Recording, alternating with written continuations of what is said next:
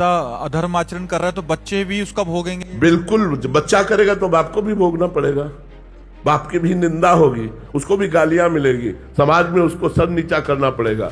चाहे पिता का संबंध गलत हो या पुत्र का संबंध गलत हो, दोनों को भोगना पड़ेगा। अधर्म आचरण से आया हुआ धन भी प्रभावित, पूरे परिवार को शोकित करेगा, पूरे परिवार को शोकित करेगा। और दिखता है तो गाड़ी बंगला सब बन गया। ये सब बाहरी है, बाहरी है। ये कुछ दिन के बाद बाहरी भी नहीं रहेगा और आंतरिक भी नहीं रहेगा। आंतरिक तो जलते ही रहते हैं, बाहरी है ये कुछ दिन के लिए है, कुछ दिन के लिए है।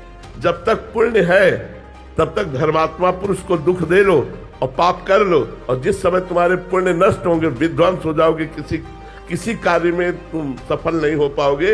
अभी तुम्हारे पुण्य है इसलिए सफलता दिखाई दे रही। जी पापाचरण वालों को तो समझ आया, बट ये जो धर्म आचरण कर रहे हैं फिर भी दुखी हैं, इनका क्या रहस्य? पूर्व जन्म के जो पाप है, अब उनके पाप का जो क्रम लागू हुआ है वो नष्ट हो जाएंगे।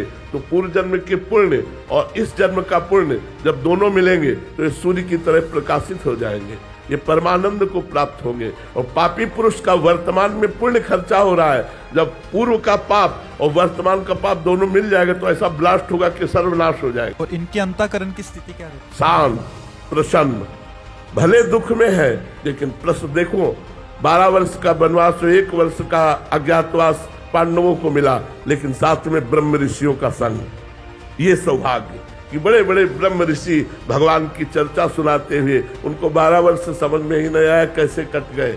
बाहरी कष्टों की परवाह नहीं करते धर्म में चलने वाले ये अधर्मिक पुरुष लोग थोड़ी देर के लिए बाहरी सुखों को भोगते हैं, अंत में महादुख को प्राप्त होते हैं।